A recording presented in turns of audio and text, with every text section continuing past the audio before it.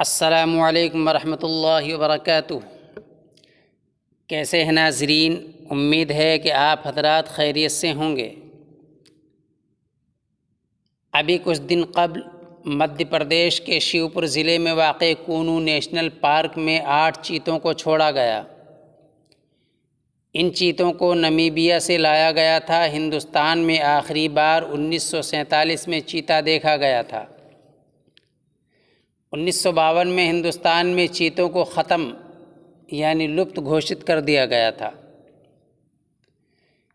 75 سال کی لمبی مدت کے بعد ہندوستان میں چیتوں نے قدم رکھا۔ چیتا اور تیندوا دیکھنے میں ایک جیسے لگتے ہیں، اس لیے اکثر لوگ ان دونوں میں فرق نہیں کر پاتے اور کنفیوز ہو جاتے ہیں۔ آج کی ویڈیو میں ان دونوں کے درمیان کیا فرق ہے، ان دونوں کی کیا خاصیت ہے، یہ جانیں گے۔ تو آئیے شروع کرتے ہیں آج کی ویڈیو۔ پہلے ہم چیتے کی خصوصیات جان لیتے ہیں۔ تو جہاں تک طاقت کی بات ہے تو طاقت کے اعتبار سے تیندوا بازی لے جاتا ہے، کیونکہ تیندوے کے اندر چیتے کے مقابلے میں زیادہ طاقت ہے۔ لیکن رفتار کے مقابلے میں یعنی دوڑنے کا اگر مقابلہ کیا جائے تو چیتے کا کوئی جوڑ نہیں، اس کا کوئی ثانی نہیں۔ تیندوا اس معاملے میں اس کا مقابلہ نہیں کر سکتا۔ لیکن چیتا رفتار میں لاثانی ہے، البتہ وہ لمبی دور تک دوڑ نہیں سکتا، بس 450 میٹر تک ہی وہ دوڑ سکتا ہے۔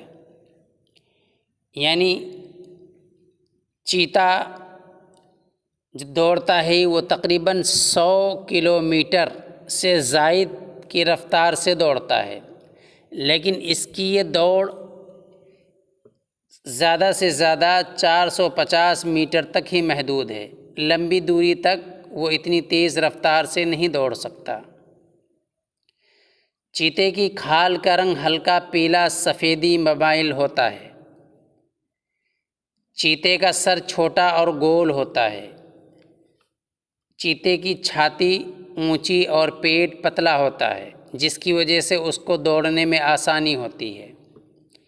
چیتے کی کھال پر گول انڈے کی طرح کالے دھبے ہوتے ہیں۔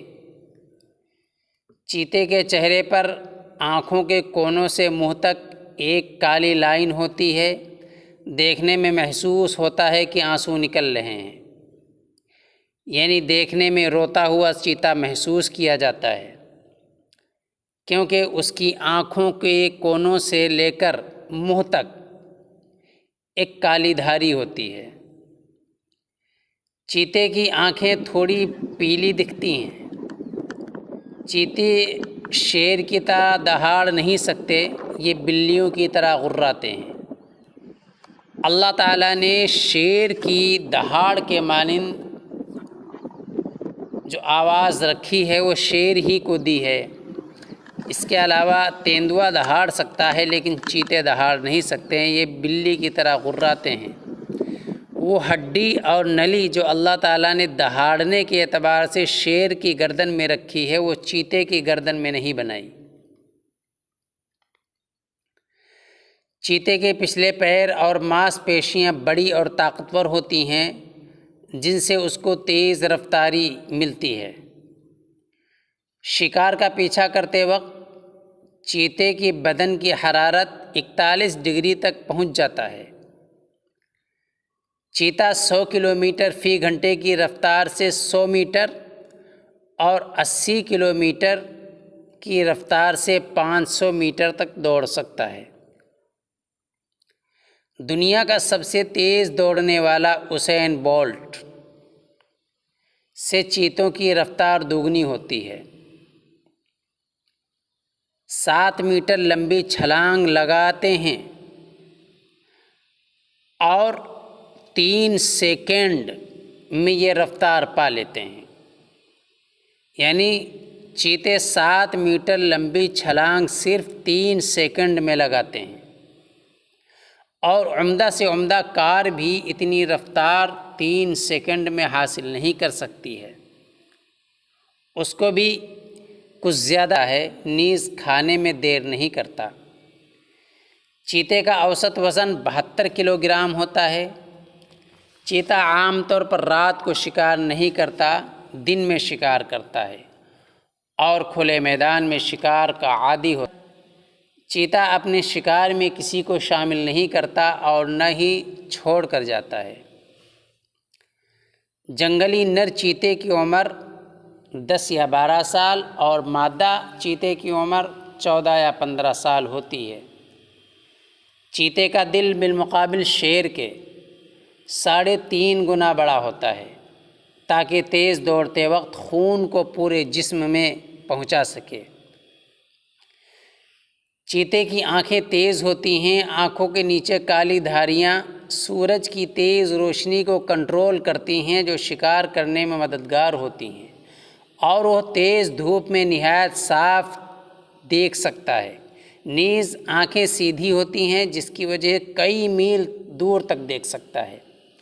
اللہ نے اس کی آنکھوں میں امیج اسٹیبلائزیشن رکھا ہے جس سے شکار کا اندازہ کر لیتا ہے وہ کتنی دور ہے۔ تو اللہ تبارک تعالیٰ نے جو مخلوق بنائی ہے اسی مخلوق کے اعتبار سے اس کو کچھ خصوصیات عطا فرمائی ہیں، اور انہی خصوصیات کی بنا پر اللہ تعالیٰ نے جسم کو بنایا ہے۔ جیسے اللہ نے چیتے کو بنایا، چیتا رفتار کا بادشاہ ہوتا ہے، رفتار کا راجہ ہوتا ہے۔ اس جیسی رفتار کسی دوسرے جانور کی نہیں ہے۔ تو اللہ تبارک تعالیٰ نے دوڑنے کے لیے جو چیزیں ضروری ہوتی ہیں، جسم کے اندر جو قوت، جو پھرتی ہونی چاہیے اور جس طریقے کا بدن ہونا چاہیے، اللہ تبارک تعالیٰ نے چیتے کو دیا ہے۔ یقیناً یہ اللہ جل شانہ کو بہت بڑی قدرت ہے۔ ہم ان جانوروں کو دیکھ کر، خود اپنے جسم کو دیکھ کر اللہ تعالیٰ کی قدرت کا اندازہ لگا سکتے ہیں۔